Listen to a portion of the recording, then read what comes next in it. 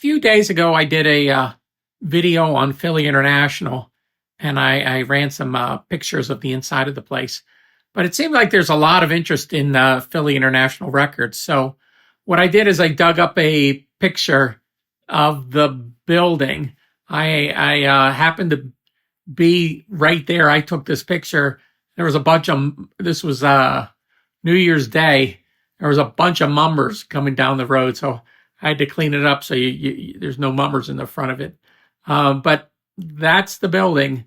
And the smaller doorway in the middle, you would walk through, and there was an elevator, and then there were stairs. And you went up to the second floor. And right where to the left, the bigger windows, that's where the one studio was at that had the Otari, I think, Concept 1 console in there. And I think it had an MTR-90 in there. But there was also all these other rooms in the place. If you went to all the way to the left, there was some composition suites, and there was like a closet, but it was a very deep closet. They were showing me when it had the smoke damage.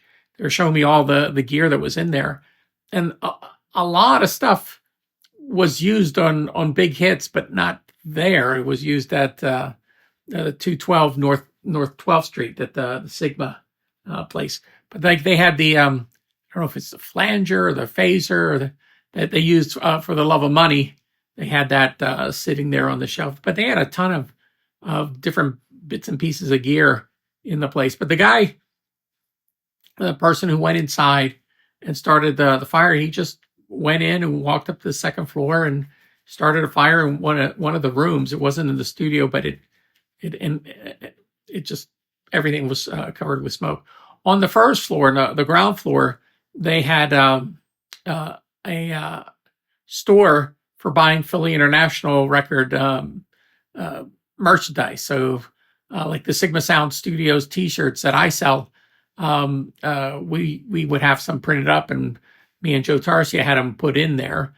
Joe asked, you can see on the left side of where it says Philadelphia International Records, it says Campbell and Huff. He talked to them, and they said it was okay to put in there. But they had all kind of memorabilia that you could buy there. But now that whole building is gone. They knocked it all down, and I think it's an office complex now.